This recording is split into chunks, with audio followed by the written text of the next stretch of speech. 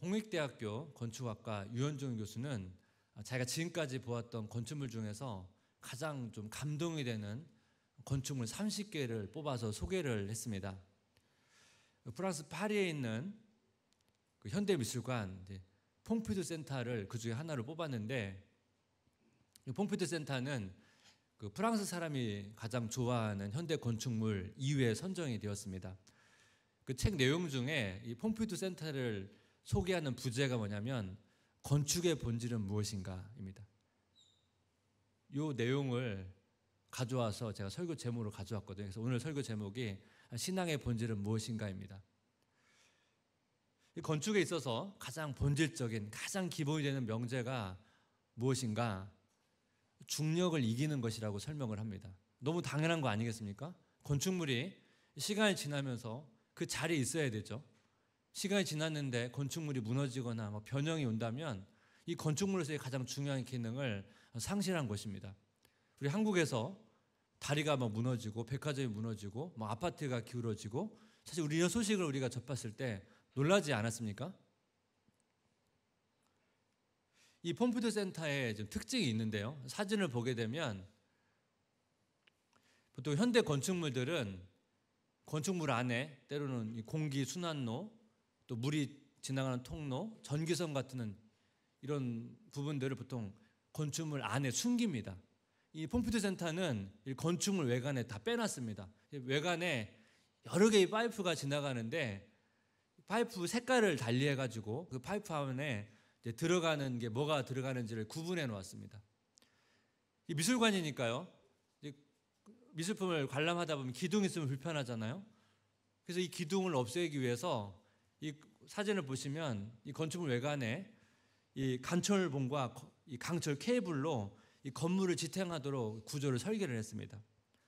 그래서 이 퐁피두 센터는 현대 건축물과는 좀 다르게 오히려 고대 건축물과 되게 유사한 특징을 가지고 있습니다. 그래서 저자가 그 파리에 있는 노트르담 성당과 이 퐁피두 센터를 비교하면서 설명을 하는데요.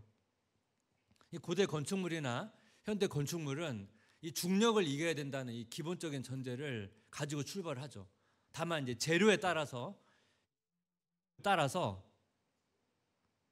당연히 이제 여러 가지 중력을 견디는 방법은 다르기는 하지만 어떤 기본적으로 이 중력을 견디는 본질적인 부분에 있어서는 같다는 것입니다. 그래서 현대 건축물들이 때로는 고대 건축물과 다른 결을 가지고 건축하기도 하고, 또 때로는 고대 건축물과 본질적인 부분에서 연결하면서 이 다양한 형태로 발전을 해오고 있는 것입니다. 이 내용을 생각하다가 신앙의 본질적인 부분을 좀 생각하게 되었습니다. 과거에 하나님을 믿었던 분들의 신앙과 오늘 우리의 신앙을 좀 비교해 보면 어떨까? 그래서 우리가 과거에 신앙을 가졌던 분들의 어떤 신앙의 본질적인 부분들을 우리가 잘 이어가고 있는지, 시대가 많이 바뀌었으니까 이 바뀐 시대 속에서 성경 말씀을 잘 해석해서 이 시대에 맞도록 우리가 잘 적용하고 있는지를 좀 점검하는 게 되게 중요하겠다는 생각을 하게 되었습니다. 오늘 본문을 통해서 이런 내용들을 살펴보기를 원하는데, 오늘 본문을 보게 되면 세례 요한의 그 제자들이 예수님께 찾아옵니다. 요한의 제자들과 바리새인들은 금식을 하는데 왜 예수님과 예수님의 제자들은 왜 금식을 하지 않는지를 따집니다. 여기서 요한의 제자들과 바리새인들이 가지고 있는 어떤 신앙의 비본질적인 모습을 보게 되는데요. 그걸 좀 살펴보기를 원하는데, 신앙의 본질에서 벗어난 신앙, 첫 번째는 뭐냐면 전통을 강요하는 신앙입니다. 전에 한번 그 유대인들의 금식에 대해서 한번 말씀을 드린 적이 있습니다. 유대인들은 율법에 대속죄일에 금식을 하도록 규정이 되어 있습니다. 그리고 국가적으로 기근이나 전쟁이 있을 때 금식을 하고요. 그 외에는 사실은 이렇게 뭔가 금식을 해야 된다는 이런 명령이 없거든요.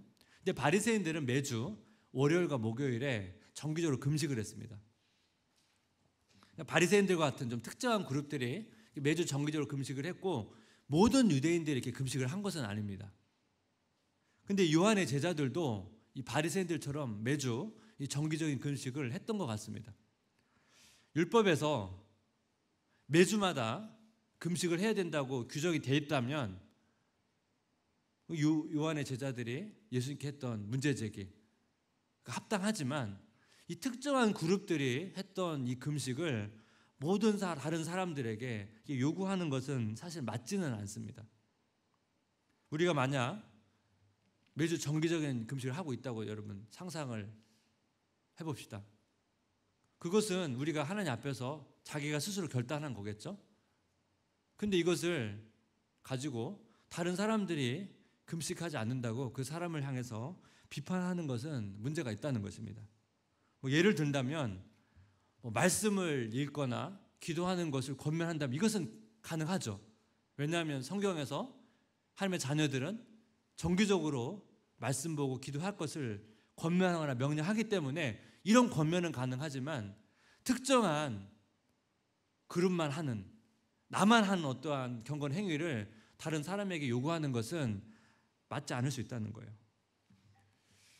부모가 이제 자녀를 신앙 교육하다 보면 이 훈련과 이 자율성 사이에서 굉장히 고민할 때가 많습니다. 자녀에게 우리가 신앙을 때로는 요구하기도 하죠. 명령하기도 합니다.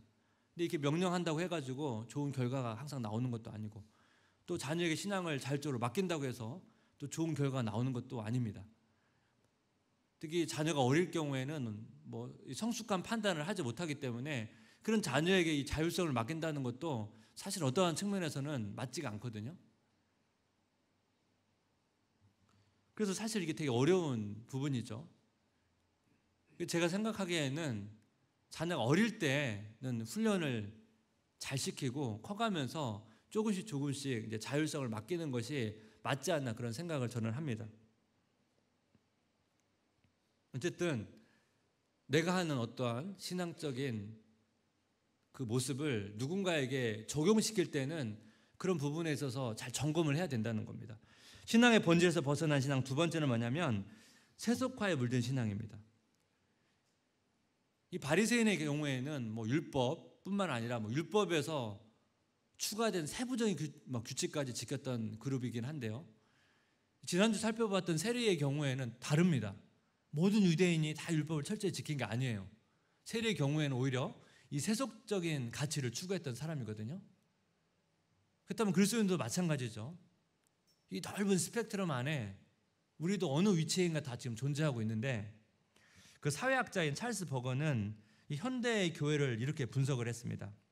교회는 보다 광범위한 사회 질서 속에서 사상과 삶을 만들어주는 형성자로서의 영향력을 상실하고, 또한 기독교는 지배적인 세계관으로서의 위상을 상실하고 있다. 예전에는 교회가 가지고 있는 위상이 있었거든요. 그래서 기독교를 믿지 않더라 할지라도 이 교회에 대한, 이 기독교에 대한 이 존경심이 있었는데, 이 현대로 오면서 이 교회의 위상이 상실했다는 것입니다. 교회가 어떤 기독교 가치관을 내세우고 또 기독교 가치관에 따른 삶을 형성해 주는 것을 상실하다 보니까 세속적인 가치관이 그리스도인의 생각과 삶을 형성하게 됐다는 거예요. 교회의 위상이 잃어버린 거죠. 그리스도인을 대상으로 한 어떤 설문조사에서 여러 가지 영역을 이렇게 이제 조사를 했는데, 이 경제관, 이 돈에 대한 가치에 있어서는 믿는 사람과 믿지 않는 사람이 큰 차이가 없다는 그런 통계 자료를 제가 본 적이 있습니다.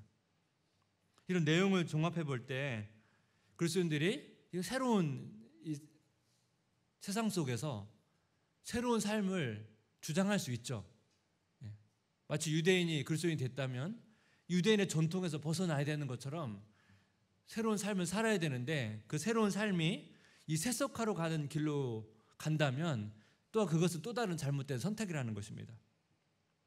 그래서 우리가 이 시대 속에서 이 신앙의 본질을 추구해야 되는데, 그걸 두 가지 정도로 한번 정리해 봤습니다. 신앙의 본질은 무엇인가? 첫 번째는 뭐냐면 전통에 갇힌 신앙이 아니라 은혜를 누리는 신앙입니다. 예수님께서 요한의 제자의 질문에 이제 비유로 답변을 하시거든요. 마태복음 9장 15절인데, 예수께서 그들에게 이르시되 혼인집 손님들이 신랑과 함께 있을 동안에 슬퍼할 수 있느냐? 그러나 신랑을 빼앗길 날이 이르니니 그때는 금식할 것이니라. 혼인잔치 비유로 설명을 하는데, 혼인잔치는 이제 결혼하게 되면 이제 잔치를 벌이는데, 유대인들은 보통 결혼식 하면서 한 일주일 또 그 이상으로 포도주나 음식을 풍성히 준비해서 많은 사람들 초대해서 그런 잔치를 벌입니다. 예수님께서 이 땅에 오셔서 이루신 이 구원의 은혜들을 지금 누려야 된다는 의미로서 혼인잔치 비유를 말씀을 하고 있거든요. 근데 신랑이 빼앗길 날, 예수님께서 십자가에서 돌아가시던 그런 날에는 이제 금식할 수 있다는 거죠. 슬퍼하고 금식할 수 있다는 것입니다. 그 말씀을 하면서 예수님께서 지금 하신 말씀의 핵심은 뭐냐면, 지금은 자기가 와가지고 이 은혜의 잔치가 열렸기 때문에 지금 금식할 때가 아니고 이 잔치를 맛봐야 될 때다, 그 이야기를 하고 있는 거예요. 금식의 목적이 성취되었기 때문에. 이 말씀은 뭐냐면 이제 구약에 있는 내용을 가져와서 설명하고 있는 거거든요. 구약에서 금식의 목적을 이렇게 설명합니다. 이사야 58장 6절 7절 한번 같이 읽어볼까요?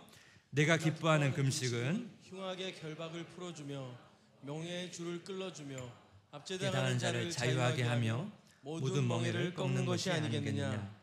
또 줄인 자들에게 내 양식을 나누어 주며 유리하는 빈민을 집에 들이며 헐벗은 자를 보면 입히며 또 내 고륙을 피하여 스스로 숨지 아니하는 것이 아니겠느냐. 이 내용을 보시면 예수님께서 오셔서 치유와 가르치는 사역을 통해서 이루신 거예요. 병든 자, 귀신 들린 자, 가난한 자, 죄에 억눌려 있는 자 자유케 하셨잖아요. 그 구약에서 약속했던 이 금식의 목적을 지금 성취했다는 거예요. 그래서 지금은 이 성취되었기 때문에 이 은혜를 맛보고 누리면서 기뻐해야 된다는 거예요. 근데 너희가 지금 왜 금식하지 않냐고 질문하는 그 자체가 지금 상황에 맞지 않는다는 거예요. 이 내용을 통해서 이 요한의 제자들이 지금 예수님께서 오셔서 행하시는 이 치유와 이 가르침의 사역을 잘 이해하지 못하고 있다는 것을 우리는 볼 수가 있습니다. 이 말씀을 우리에게 좀 적용해 본다면, 예수님께 이루신 이 구원의 사역이 우리에게 열려 있습니다. 우리가 이 은혜를 누려야 돼요. 맛봐야 돼요. 또 한편으로 예수님께 다시 재림하실 때까지 그 사이 동안 여전히 우리가 또 죄를 짓죠. 또 이 땅에 여러 가지 아픔과 고통이 있죠. 그래서 때로는 우리가 금식해야 될 수도 있어요. 또 슬퍼하면서 아파하면서 금식을 해야 됩니다. 그래서 제가 그리스도인들은 이 기쁨과 슬픔을 공존하면서 함께 같이 가지고 가면서 산다고 제가 말씀을 드렸죠. 그런데 예수님께서 예수님께 오셔서 이루신 이 은혜를 모른 채 어떤 의무적인 종교 행위로 금식하며 슬퍼하는 것은 맞지 않는다는 거예요. 요한의 제자들처럼 예수님께 베푸신 은혜를 모른 채 그냥 종교적인 의무를 하고 있다면 그것은 잘못됐다는 거예요. 우리가 그럴 수 있다는 것이죠. 그래서 우리가 예수님께 베풀어 주신 그 놀라운 은혜들을 맛보고 누려야 된다는 것입니다. 제가 이 내용을 좀 묵상하다가 제가 도전이 되었던 이야기 하나 있거든요. 그 유키즈 온더 블럭이라는 프로에 오케스트라 지휘자 장한나 씨가 이제 나왔는데요. 이 장한나 씨는 원래 이 첼로 연주자입니다. 어릴 때 첼로를 배웠는데 제가 존경하는 첼리스트를 만나기 위해서 4년마다 최고의 첼리스트를 뽑는 대회가 있는데 거기를 지원했습니다. 그 당시 장한나 씨가 11살인데 원래 11살이면 지원을 하면 안 된대요. 근데 행정 실수로 11살, 21살인 줄 알고 지원해서 그 대회에서 우승을 한 거예요. 11살인데. 그래서 주목을 받거든요. 그 후로 길이 열린 거 아닙니까? 첼로 연주자로.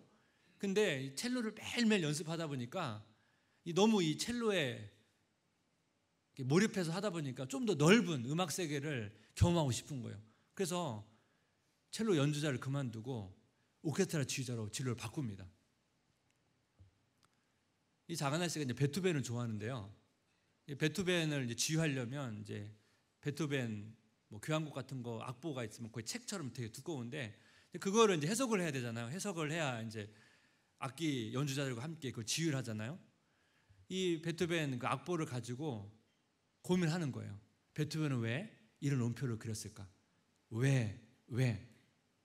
계속 질문하면서 이 악보랑 씨름을 하는 거예요. 그러면서 이 과정에서 깨달음이 온 거예요. 마치 베토벤이 자기한테 그 답을 알려주는 거예요. 이 음표를 이런 의미로 그렸다. 이 장하나 씨가 이걸 발견하고 나서 너무 감격이 돼가지고 빨리 이 음악을 이 청중들에게 막 들려주고 싶어가지고 자기 심장과 피가 들끓었다는 고백을 하더라고요.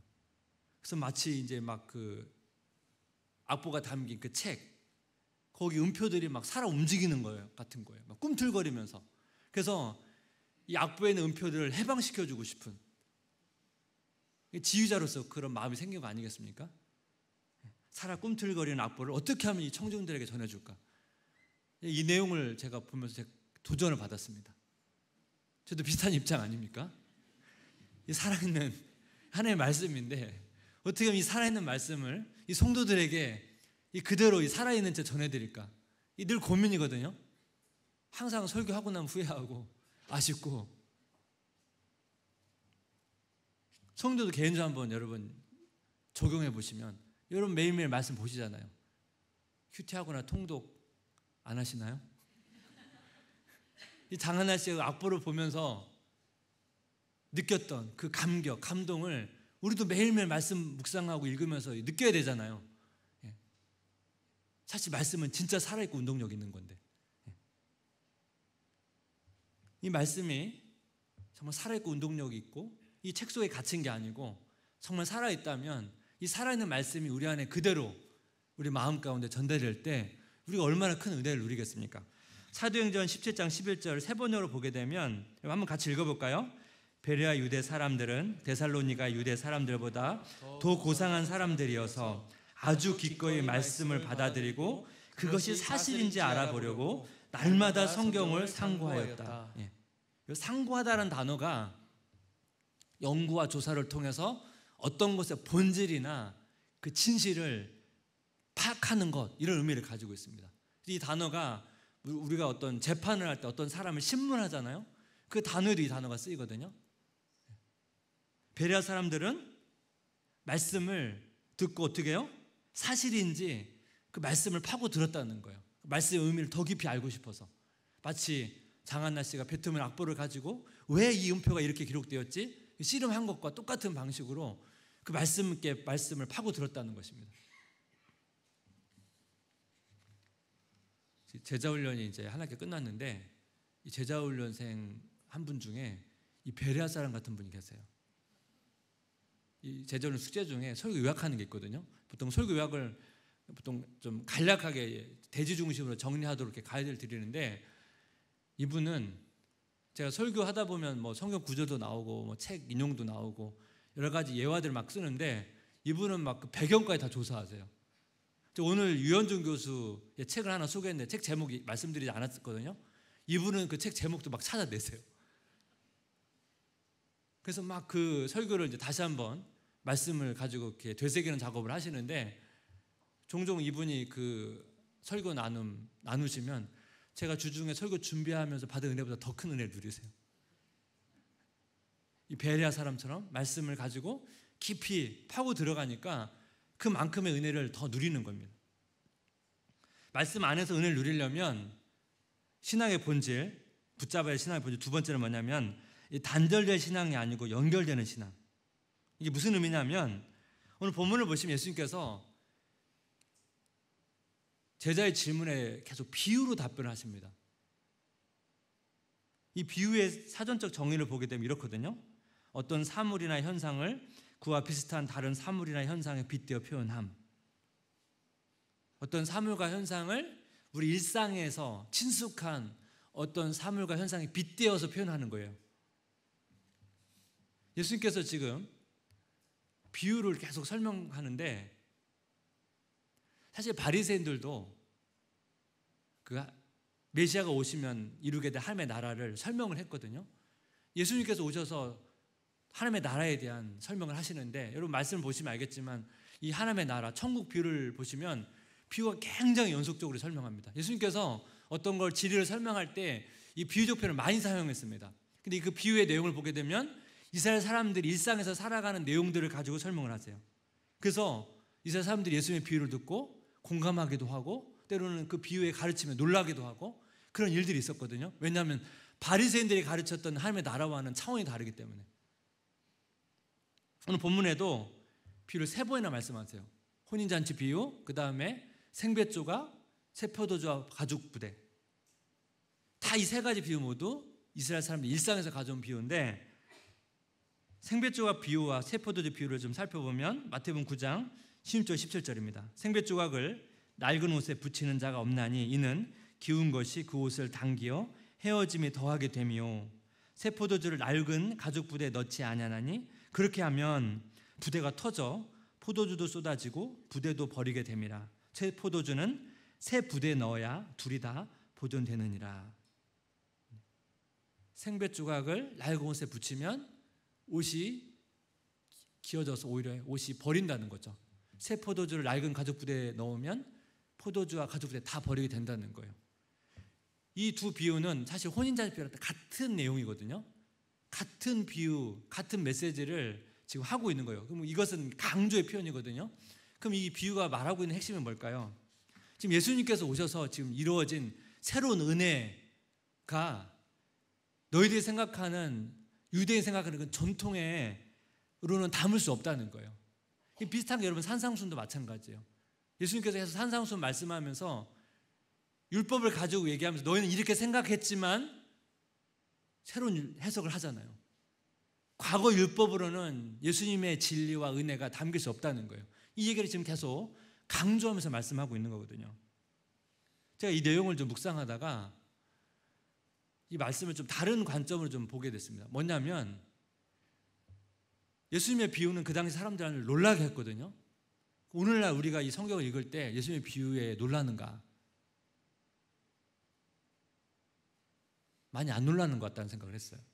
왜 그럴까 생각해 보니까 몇 가지 이유가 있어요. 첫 번째, 예수님께서 던지신 그 비유는 2000년 전에 이스라엘의 상황에서, 일상에서 가져온 비유인데 오늘날 우리의 한국이라는 상황에서는 좀 이 내용이 일상적이진 않잖아요. 시대적 간격이 있어요. 두 번째, 우리는 비유적 이런 표현이 익숙하지가 않아요. 그 비유의 중요성에 대해서 굉장히 강조한 책이 있는데, 제가 그 책을 통해서 굉장히 큰 깨달음을 얻었는데, 그 김용규 교수의 생각 시대라는 책이 있는데, 그 책 내용 중에 20세기는 전문 지식의 시대이고 21세기는 창조적 사고의 시대라고 정의를 합니다. 정보 혁명이 일어나면서 얼마나 많은 지식이 쏟아지고 있습니까? 그래서 많은 사람들이 이 지식을 많이 습득해서 지식은 많아지는데, 문제가 뭐냐면 장기적인 안목을 바라보는 거나 이 창의적 사고력은 떨어진다는 거예요. 지금은 이 창의적 사고가 요구되는 시대인데, 저자가 이 창의적 사고를 위해서 이 그리스 문명을 통해서 배워야 된다는 이야기를 합니다.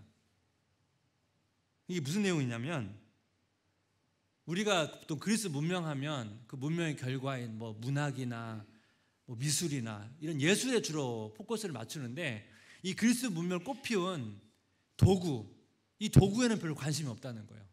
그래서 저자가 이제 그리스 문명을 꽃피운 도구 5가지를 설명하는데, 그 중에 하나가 은유거든요. 은유는 제가 앞에 설명드린 비유랑 되게 비슷한 내용이에요. 은유를 문장화해가지고 확장한 게 비유거든요. 사실 그 은유와 비유는 사실 같은 맥락인데, 제가 앞에서 말씀을 드렸죠. 비유는 어떤 사물의 현상을 우리 일상에 있는 어떤 사물과 현상에 빗대는 표현이라고. 그래서 보통 비유를 설명할 때 뭐 A는 B와 같다, 보통 이런 식으로 보통 표현을 하거든요. 그럼 A와 B는 사실은 두 가지가 연결성이 없을 수도 있고 연결일 수도 있죠. 그래서 두 가지는, A와 B는 유사한 면도 있고 유사하지 않는 면도 있는데, A와 B를 연결하면서 어떻게 해요? 이 과정에서 우리가 생각하지 못했던 세계로 들어간다는 거예요. 이 과정에서 이제 창의적 사고가 생긴다는 거예요. 예수님께서 로마의 지배 속에서 활동을 하셨는데, 사실 로마 지배하기 전에 그리스가 지배를 했거든요. 예수님께서 사용했던 언어가 헬라어예요. 그리스 언어예요. 그래서 그리스는 이 은유적 표현을 많이 쓰다 보니까 예수님께서 복음서를 보게 되면 그래서 은유가 많이 나오는 거거든요. 예수님은 뭐예요? 이 은유를 많이 활용했다는 겁니다. 그 책에서 그 인지과학자의 연구 결과를 통해서 이 미취학 아이들이 은유가 굉장히 많다는 겁니다. 아직 이제 그 논리적인 사고를 못하기 때문에. 그래서 아이들 얘기 이렇게 보통 얘기해 보면 되게 엉뚱한 얘기도 하기도 하고 어떤 때 되게 기발한 이야기도 하고. 그런데 이 아이들이 초등학교에 들어가면 이제 객관적인 사실들을 많이 배우다 보니까 이 은유적 사고력이 점점 떨어진다는 거예요. 예전에 그 TV 프로에서 아이들한테 어떤 상황을 보여주고 설명하고 어른이 맞추는 거예요. 그럼 아이들이 이제 그 상황을 보고 말을 하다 보면 그 은유적 표현이 많아요. 근데 어른들이 잘 못 맞춰요. 왜냐하면 아이들의 언어, 아이들의 은유를 잘 이해하지 못하기 때문에. 그만큼 우리가 이제 커가면서 은유에 대한 사고력이 점점 이제 떨어져 간다는 얘기죠. 그래서 저자가 이 창의력인 사고를 위해서는 은유적 사고법을 해야 된다. 그것이 이 책의 핵심인데, 그러면서 예를 하나 들읍니다. 은유적 사고 훈련법. 차라의 이제 부대 주머니 훈련법이라는 걸 하는데 내용은 간단해요.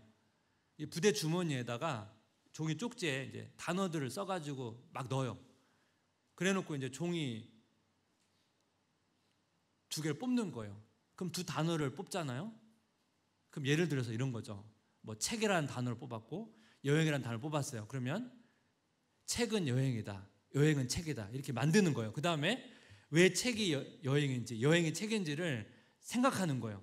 연결하는 거예요. 그래서 그걸 찾아가는 거. 이 과정에서 뭐예요? 이 창의적 사고력이 길러진다는 거예요. 그리스 문명이 꽃피운 게 이런 훈련을 통해서 됐다는 겁니다. 비슷한데요. 그 문화심리학자 이제 김종훈 교수라고, 이분이 이제 에디톨로지라는 책을 오래전에 썼는데 최근에 이 책의 좀 결과물 같은 창조적 시라는 책을 하나 또 썼습니다. 이 에디톨로지에서 이분이 이제 창조는 편집이다 이 말을 언급하면서 이게 본인이 자기가 만든 말이라는 거예요. 근데 자기가 막 이 말을 했을 때 아무도 알아주지 않다가 스티브 잡스의 전기에 이 창조는 편집이다라는 말을 하면서 이 전세적으로 이 표현이 유명해졌다는 거예요.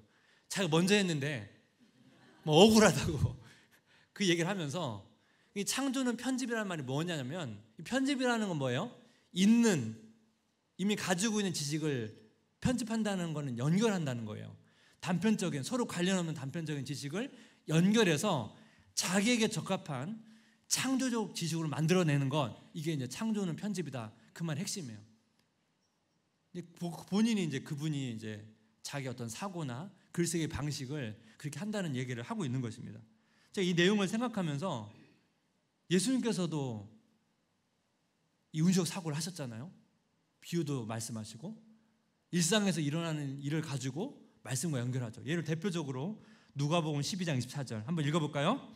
까마귀를 생각하라. 심지도 아니하고 거두지도 아니하며 골방도 없고 창고도 없으되 하나님이 기르시나니 너희는 새보다 얼마나 더 귀하냐. 우리 날아다니는 새 보면 새네, 뭐 참새네, 비둘기네 끝나는데 예수님께서 뭐요? 그 새를 가지고 하나님과의 돌보심을 연결했다는 것입니다. 제가 이 말씀을 왜 좀 강조하냐면, 제가 성도님과 신방을 하다 보면 성도님 중에 이 말씀이 무슨 의미인지 잘 몰라가지고 읽기 어렵고 이 말씀을 가지고 자기 삶이랑 연결하는 게 너무 어렵다는 거예요. 충분히 이해가 되죠. 제가 앞에 말씀드렸던 것처럼 2000년에 쓰여진 성경을 오늘날 이 시대에 내 삶에 연결한다는 게 쉽지 않아요. 그런 어려움이 있어요. 그러니까 어렵다 보니까 성경을 잘 안 읽게 되잖아요. 제가 오늘 말씀드린 것처럼 우리가 은유적 사고가 필요한 거예요. 말씀의 내용과 내 삶과 연결해 보는 거죠. 때로는 좀 관련 없어 보인다 할지라도 계속 연결해 보면 뭐예요? 그 과정을 통해서 깨달음이 오고 그 깨달음을 통해서 우리가 하나님의 은혜를 발견할 수 있다는 것입니다. 우리 일상에서도 마찬가지죠. 우리 일상에서 많은 일들이 일어나잖아요. 반복되는 일들이. 그냥 매일 반복된 일이긴 하지만 그것을 하나님의 말씀과 연결하게 되면 그 일을 통해서 우리는 하나님의 은혜를 발견할 수가 있다는 것입니다.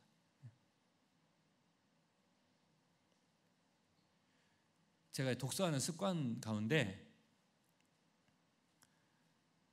보통 한 권을 보통 오래 읽는 방식을 취하지 않고 짧게 여러 권을 돌려서 읽는 방식을 좀 취합니다. 뭐 예를 들면 한 권을 뭐 3시간씩 읽지 않고 6권을 30분씩 읽거든요. 근데 대부분 그 6권은 서로 관련 없는 주제들이 많아요. 무작위로 제가 그냥 뽑아서 읽습니다. 그러고 나서 이제 책과 책에 있는 내용끼리 서로 연결하기도 하고, 성경 말씀 묵상과 연결하기도 하고, 책과 내 삶을 연결하기도 하고, 막 서로 막 연결하는 작업을 보통 합니다. 보통 이제 그래서 설교 한 편이 나오거든요. 이것도 일종의 은유 사고의 방법입니다. 이거를 여러분들이 제가 오늘 소개하는 건 뭐냐면, 여러분 이제 다락방 또 방학이고 이제 만남도 없잖아요. 다락방 이제 모이지 않는다고 방학하지 마시고, 여러분 개인적으로 말씀을 묵상할 때 여러분 묵상이 좀 풍성했으면 좋겠습니다. 그래서 제가 이제 이런 말씀을 좀 구체적으로 좀 드리는 이유입니다. 오늘 말씀을 정리해 보면 신앙의 본질이라는 게 뭔가, 예수님께서 베풀어 주신 그 은혜를 누리는 거예요. 가장 기본적인 거. 마치 건축의 본질이 중력을 견디는 것처럼, 사실 우리 신앙생활이 다 그렇지 않습니까? 우리가 뭐 신앙에 뭐 굉장히 심오한 것을 몰라가지고 신앙생활을 못하는 게 아니고, 가장 기본적인 것이 약하기 때문에 우리가 신앙이 어렵거든요. 근데 여러분, 은혜를 풍성히 누리려면 이 살아있고 운동력 있는 말씀, 이 말씀을 이 책에 갇혀진 말씀이 아니고 이 살아있는 말씀이 우리 마음 가운데 스며들도록 해야 된다는 거예요. 그러기 위해서 어떻게 해요? 예수님께서 이 말씀을 하셨는지, 왜 이 비유를 하셨는지를 계속 질문해야 됩니다. 장한나 씨가 베토벤 악보를 보면서 계속 질문을 던지면서 그 답을 찾았던 것처럼 질문을 던지면 답을 찾아야 돼요. 그리고 찾아진 그 진리의 내용과 내 삶을 계속 연결해야 돼요. 때로는 잘 찾아지지 않을 때도 있어요. 때로는 말씀과 삶이 잘 연결되지 않을 때도 있어요. 저도 쉬운 게 아니에요. 제가 목회자이지만, 목회자이기 때문에 여러분 이게 쉬운 게 아니에요. 될 때까지 하기 때문에 되는 거예요. 솔직히 말하면. 그래서 시간이 많이 필요한 거예요, 목회자는. 더 많이 말씀을 묵상하기 때문에 그런 거지, 제가 짧은 시간에 해내는 게 아니에요. 여러분, 이 설교 준비가 그냥 나오는 게 아니에요. 오랜 시간 묵상하고 뒤집고 계속 하면서 나오는 거거든요. 시간이 필요해요, 시간이. 제가 드라마 낭만닥터 김사부라는 그 내용 중에 그 주인공 의사 김사부의 말이 있거든요. 이 대사가 되게 의미가 있습니다. 제가 한번 읽어드릴게요. 살아간다는 건 매일매일 새로운 길로 접어드는 것, 그리고 매일매일 쏟아져 들어오는 현실로 마주하는 것. 살아가는 매 순간 정답을 찾을 수는 없겠지만, 그래도 김사부는 항상 그렇게 말했다. 우리가 왜 사는지, 무엇 때문에 사는지에 대한 질문을 포기하지 마. 그 질문을 포기하는 순간 우리의 낭만도 끝이 나는 거다. 질문을 포기하면 우리의 낭만이 끝이 난다고 말하죠. 이 드라마 주인공인 이 낭만닥터 김사부는 한마디로 현실적인 걸 추구하는 삶이 아니고 의사의 본질을 추구하는 삶입니다. 그래서 그분의 삶이 되게 독특한데, 왜 그렇게 독특하냐면 의사의 본질을 추구하기 때문에 그런 삶을 선택하는 거예요. 근데 뭐라고 말합니까? 질문을 포기하게 되면 낭만이 끝난다는 건 뭐냐면 의사의 본질을 잃어버리게 된다는 거예요. 우리에게 적용한다면, 우리가 질문을 포기하게 되면 우리 신앙의 본질에서 벗어나게 된다는 것입니다. 그래서 우리가 말씀 앞에서 질문을 던지고, 삶에서 계속 질문을 던지고, 그 질문의 답을 찾아야 되고, 찾아낸 답과 우리 삶을 계속 연결하는 일들을 계속 해야 됩니다. 반복적으로 계속 해야 됩니다. 될 때까지. 그 과정에서 우리는 뭐예요? 은혜를 깨닫게 되는 것입니다. 여러분, 한 주간 동안 또 우리에게 주어진 삶 속에서 말씀을 붙들고, 또 그 말씀 안에서 그 말씀에 담겨진 그 신앙의 본질을 또 추구하고, 그 과정에서 정말 하나님의 은혜를 발견하는 그런 은혜가 있으시기를 주님의 이름으로 기도하고 축복합니다.